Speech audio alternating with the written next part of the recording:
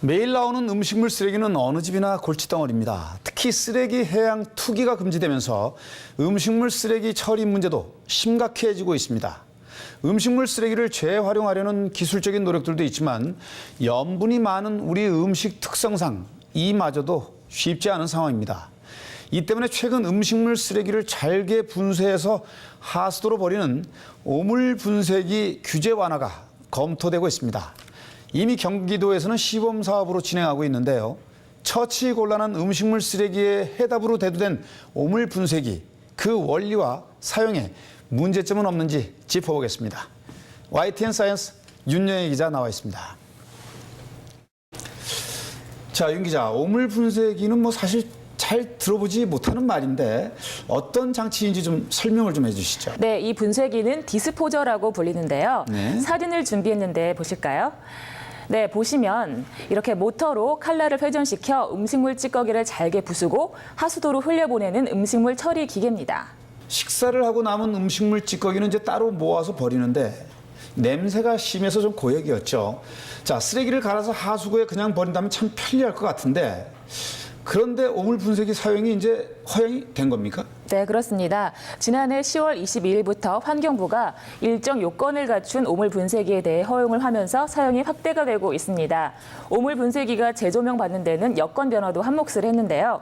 1985년 공업진흥청 승인으로 제조 판매되던 오물 분쇄기는 1995년 환경부가 판매와 사용을 금지했습니다. 당시 하수도 보급률이 낮고 대부분의 하수도가 오수와 빗물이 함께 흘러가는 함유식이어서 하수 관건에 음식물 쓰레기가 쌓이고 토양과 지하수 하천 오염 발생 우려가 컸기 때문입니다.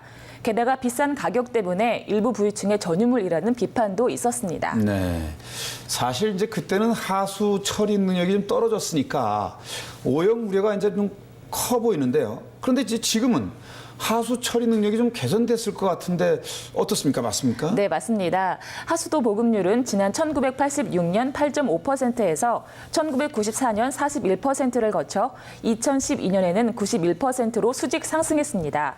하수도 보급에만 매년 수조 원의 예산을 투입한 결과입니다. 네, 그렇군요. 게다가 이제 올해부터는 이제 국제적으로 쓰레기의 해양 투기가 금지됐잖아요. 이전에는 이제 바다에 쓰레기를 버려도 됐지만 이제는 그것마저 불가능하고 또 우리나라의 경우는 현재 매립지도 좀 부족한 상황이니까 천상 하수도로 조금씩 흘려보내는 방법이 대두될 수밖에 없겠네요. 네, 그렇습니다. 현재 유통되고 있는 오물 분쇄기의 사용 현황과 문제점을 짚어봤습니다. 다세대 주택에 사는 주부 장미자 씨. 식사 후 설거지와 뒤처리를 하다 보면 음식물 쓰레기 처리가 항상 고역입니다.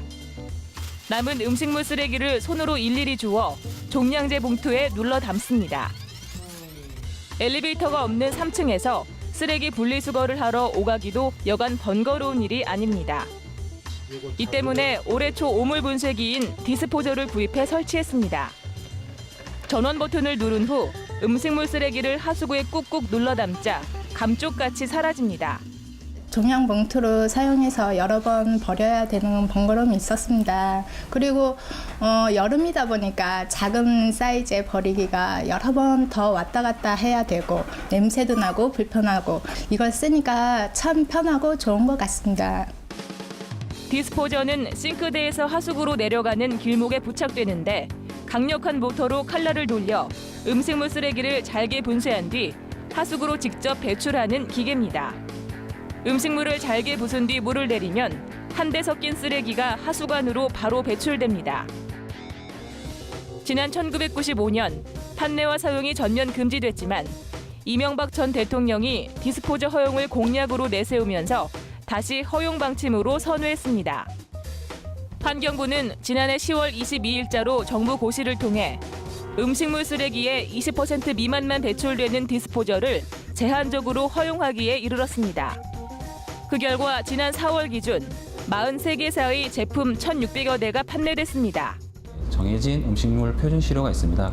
곡물류, 채소류, 과일류, 육류 등으로 나눠져 있고요. 총 3회에 걸쳐 실시하게 되어 있습니다. 1회는 제외하고 2, 3회 실험한 결과값을 평균으로 해서 실험 결과를 내고 있습니다. 회수율은 총 80% 이상이어야 되고요. 배출률은 총 20% 미만으로 배출을 해야지만이 인정을 받을 수가 있습니다. 하지만 디스포저 사용의 문제를 지적하는 목소리는 여전합니다. 우선 20%의 찌꺼기만 내보낸다는 원칙과는 달리 현장에서 그 원칙이 지켜질지는 미지수입니다. 회수통의 뚜껑을 열면 이렇게 쉽게 망이 분리가 됩니다.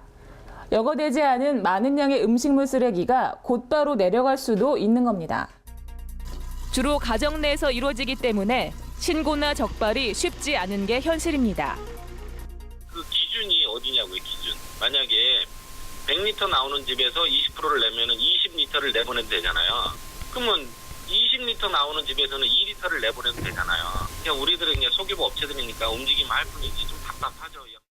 디스포저 방식은 작년에 이미 환경부에서 80% 이상 음식물만 수거가 된다면은 그 디스포저를 허용하고 있는데 저는 그 자체에 대해서도 몹시 현재 문제가 있다 이렇게 보는 거죠. 우선 현실에서 80%가 걸러지는 거냐 또 보셔서 알지만은 실제로 그게 음식물도 쌓여 있으니까 뭐 밑에 뭐 뜯고 해가지고 실제로 그대로 내려가고 이거는 엄청난 우리 사회 간접자본의 손실이 오는 겁니다. 무엇보다 우리나라의 하수 처리 능력에 대한 문제 제기도 여전합니다. 밑에 하수 관거는 미리 그 많은 이제 건물들이 있기 전에 하수 관거를 다 만들어 놨습니다. 그렇기 때문에 이후에 건물 하나하나가 올라갔기 때문에 도시에서 하수 관거를 다시 재저거한다 그러면 건물 다 헐어야 되는 거죠. 그리고 엄청난 비용도 들고요. 1996년부터 펼쳤던 음식물 쓰레기 자원화 정책에 역행한다는 지적도 있습니다. 13,000톤이 들어오면 10,000톤은 충분히 탭이나 사료, 에너지로 사용을 하고 있습니다. 그러니까 70%만 돼도 충분히 성공한 건데 100%가 안 되기 때문에 실패라고 이야기하는 것들은 좀 낭설이라고 볼 수 있습니다. 폐기물 관리법에 의하면 쓰레기를 줄여서 재활용하는 게 우선이기 때문입니다. 그 많은 시간이 흘렀음에도 불구하고 지금 환경부의 음식물 쓰레기 정책은 저는 매우 불만스럽다 먼저 말씀드리고요. 현재 폐기물 관리법에 의하면은 음식물에 대해서는 반드시 재활용하도록 법이 규정되어 있습니다. 음식물로 퇴비, 액비, 바이오가스를 만드는 기술들이 개발되고 있는 만큼 기술 활용에 역점을 둬야 한다는 겁니다. 사실 이제 우리가 이제 수입하는 그 화학 비료 같은 거 이러한 것들도 사용하게 되면 뭐 땅을 항폐화 만든다거나 이런 그 문제가 많지 않습니까? 그래서 음식물 쓰레기로 나온 걸 잘 퇴비를 만들어 가지고 정말 이렇게 농토에 뿌린다 그러면 그게 더 도움이 되지 않을까요? 반대로 디스포저 사용의 필요성을 주장하는 의견도 만만치 않습니다.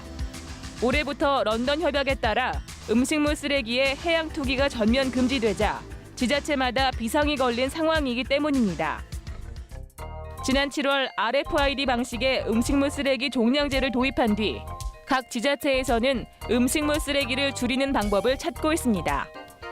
이 같은 상황에서 디스포저는 확실한 대안이 될 수 있다는 겁니다. 20%만 배출하는 현행 방식의 규제를 완화하자는 주장도 자연스럽게 나올 수밖에 없습니다. 하수관 처리 능력이 커진 것도 이 같은 주장에 힘을 실어주고 있습니다. 환경부가 2009년에서 2010년 서울시 방화동, 공릉동, 영등포동과 경기도 남양주시, 여주군을 대상으로 시범 사업을 벌인 결과 음식물 쓰레기를 100% 배출하는 디스포저를 설치해도 하수 관거의 상태는 양호하고 퇴적도 없어 큰 지장이 없는 것으로 조사됐습니다. 비용 대비 편익 분석에서도 현재 시행하고 있는 분리수거는 0.21인데 반해 디스포저는 1.12로 주민의 편의성과 경제적 이득이 더 큰 것으로 나타났습니다. 경기도 주민들을 상대로 만족도를 조사한 결과에서도 90% 이상이 만족한다고 답했습니다. 또 노후한 하수 관거들이 있지만 로마처럼 유럽의 오래된 도시에서도 디스포저를 사용하고 있기 때문에 유지 관리만 잘하면 문제가 될 게 없다는 입장입니다.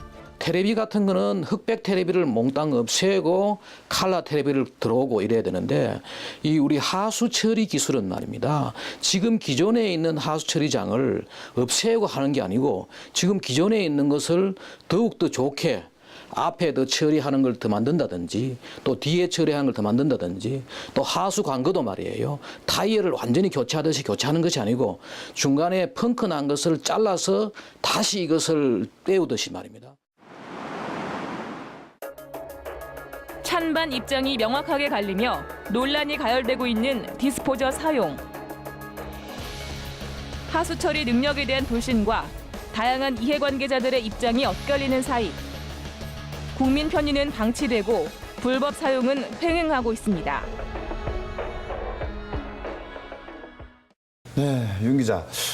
우리나라가 이제 사실상 음식물 쓰레기를 버릴 공간이 이제 없는 상황에서 어쩔 수 없이 이제 하수도에 갈아서 조금씩 버리는 방향으로 갈 수밖에 없는 현실인데 현실은 무차별적 하수도 쓰레기 투기가 뭐 이루어질 수 있다. 이렇게 좀 이해를 하면 되는 겁니까? 네, 그렇다고 볼 수가 있습니다. 네. 방향은 맞는데 네. 현실이 그렇게 돌아가고 있는가라는 점에서 아직 보완해야 할 점이 많이 있는 겁니다. 그런 부작용들 때문에 반대하는 사람들도 아직 있는 겁니다. 네. 뭐 이제 특히 반대하는 사람들의 경우는 어쩔 수 없이 좀 이해관계가 좀 얽혀 있을 수도 있겠다 이런 생각이 드는데 일선에서 이제 직접 청소와 민원을 담당하는 지자체는 디스포저 사용 확대에 좀 호의적인 그런 입장으로 갈 걸로 예상이 되는데 어떻습니까? 네, 맞습니다. 특히 환경부에서 네. 디스포저 사용 시범을 했던 경기도의 경우에는 네. 그 김문수 지사가 디스포저 사용과 관련한 규제를 좀 더 풀어야 한다고 공개적으로 발언하기도 했습니다. 네. 자, 그런데 음식물 쓰레기를 수거해 가던 업체들은 반대를 할 수밖에 없을 것 같은데 네. 그런 점은 어떻습니까? 네, 그렇습니다. 아무래도 자신들의 밥그릇이 걸린 문제이기 때문인데요. 무엇보다 지난 1995년 음식물 쓰레기 분리 배출을 의무화하면서 이어져 온 음식물 쓰레기 자원화 정책이 만족할 만한 성과를 내지 못했다는 데는 이견이 없습니다. 게다가 우리나라 음식에는 염분이 많아서 사실상 재활용하기도 어려운 상황입니다. 그야말로 어려운 상황이네요. 네. 자, 그런데 환경부에서는 이제 예전에는 반대했던 걸로 아는데 왜 이게 지금 와서 이제 입장이 이렇게 돌아섰습니까? 네, 기존 음식물 쓰레기 업체 반발이 거세기는 했지만 네.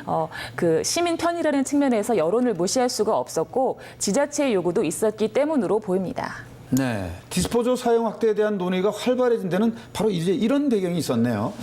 자, 윤 기자. 그러면 VCR에서 언급한 여러 가지 이제 문제점들 어떻게 해결할 수가 있을까요? 음식물 쓰레기의 20%만 하수구에 버려야 하는데 이 기준도 이제 상당히 좀 애매모호하지 않습니까? 네, 맞습니다. 환경부에서 그 인증한 업체의 기준이 불명확하다는 현장의 볼멘 소리도 있었습니다. 네.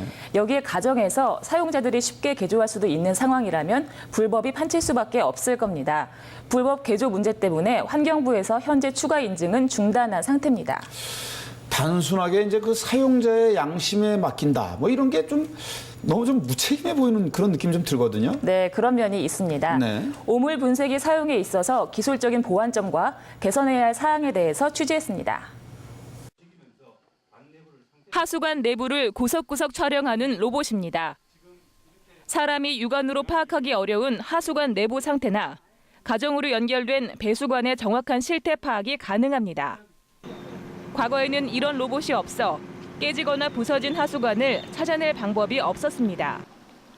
오물 분쇄기 디스포저로 배출된 오수가 깨진 하수관에서 빠져 주변 환경을 오염시킬 수도 있는 상황이었던 겁니다. 하지만 이제 그럴 수 있는 가능성은 없습니다. 정책적인 대안으로서 하수도에서 수용 여부 가능하냐가 좀 굉장히 중요한 이슈가 됐었어요. 근데 이제 하수관로 시스템이 공공 부분에서 이제 완비가 되고 제대로 유지 관리가 된다 그러면 디스포저라는 것을 이용을 해서 하수관로에서 이송시키고 하수관을 통해 분쇄된 음식물 쓰레기를 처리하면 2차적인 환경 오염 우려도 줄일 수 있습니다. 경기도 같은 경우는 하수 정발 처리장에다 투자를 많이 했거든요. 지자체에서 좀 협력만 해가지고 하수 관거 라인만 바꾸면 하수 정발 처리장에서 처리하는 건 전혀 문제가 안 된다고. 일부 지역에서 먼저 시행하게 될 경우 형평성에 어긋난다는 지적에 대해서도 부담금 제도를 활용하면 해결할 수 있다는 의견도 제기됐습니다. 폐기물 부담금 뭐 이런 거 등등이 있는데 그 부담금은 일반 세금하고 달리 이걸 우리가 흔히 준조세라고 합니다. 이것은 뭔가 하면은 반드시 그 목적에만 쓰고 되어 있다고요. 음식물 하수 부담금 제도를 도입을 하게 되면은 앞으로 그 돈은 말입니다. 반드시 이것을 우리가 점점점 이걸 디스포자 사용을 확대하고 음식물 쓰레기 자원화라는 큰 방향성을 만족시킬 수 있는 대안도 제시됐습니다. 바로 처리장에서 음식물 쓰레기를 수거해 일부를 자원화하면 된다는 겁니다. 음식물 폐기물에 대한 그 자원화 정책은 뭐 방향성으로 틀린 건 아니고요. 처리장에서 이거를 뭐 자원화를 한다든지 뭐 에너지를 생산한다든지 이런 부분의 시도가 50년 전부터 미국이나 이런 데 다 있었거든요. 정책의 다양성 관점에서 이거를 판단하면 될 것 같습니다.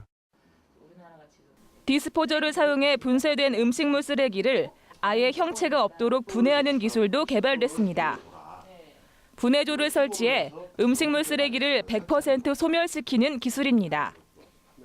우선 디스포저로 음식물 쓰레기를 분쇄한 후 분해조 안에 모아 미생물을 넣어 분해한 뒤 배출하는 원리입니다.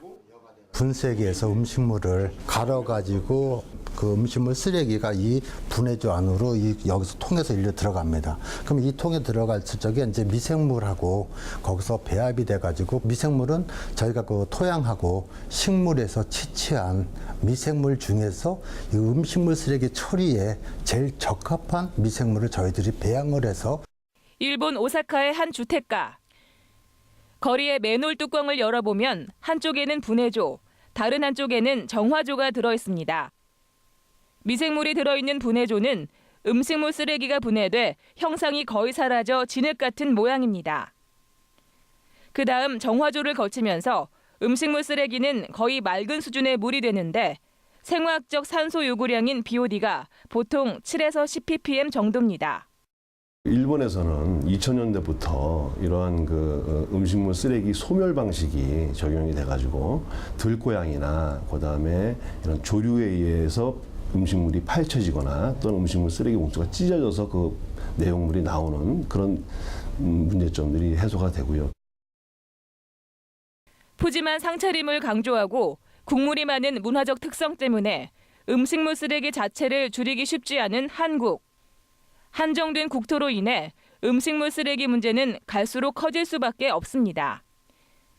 음식물 쓰레기 분쇄기를 도입해 잘 운영하고 있는 외국 사례를 바탕으로 문제점을 우리식으로 보완해 사용하는 자세가 필요해 보입니다. 네. 그러니까 이제 정말 그 쓰레기를 완전 소멸시키는 그런 기술도 이제 있군요. 아직 상용화되지는 않았지만 그래도 이제 발전시킨다면 아주 유용할 것 같습니다. 네, 그렇습니다. 미국에서는 현재 전체 가정의 약 50% 이상이 오물 분쇄기를 사용하고 있고 일본 역시 2007년까지 30만 호에 설치한 이후 점차 증가하는 추세입니다. 네. 처치 곤란한 음식물 쓰레기의 해답으로 대두된 오물 분쇄기. 우리나라도 기술적으로 보완만 된다면 음식물 쓰레기를 분리 배출하는 데 드는 번거로움을 줄이면서 환경 오염도 줄일 수 있는 날이 오지 않을까 생각합니다. 무조건 시민들에게 불편을 감내하라고 하기보다 기술적으로 해결 가능한 것은 찾아내서 허용하는 해안이 필요해 보입니다. 윤영희 기자 수고하셨습니다. 다양한 사회 현안을 심층적으로 살펴보는 박상원의 와이앤하우. 다음 주도 더욱 알차고 유익한 내용으로 찾아뵙겠습니다. 감사합니다.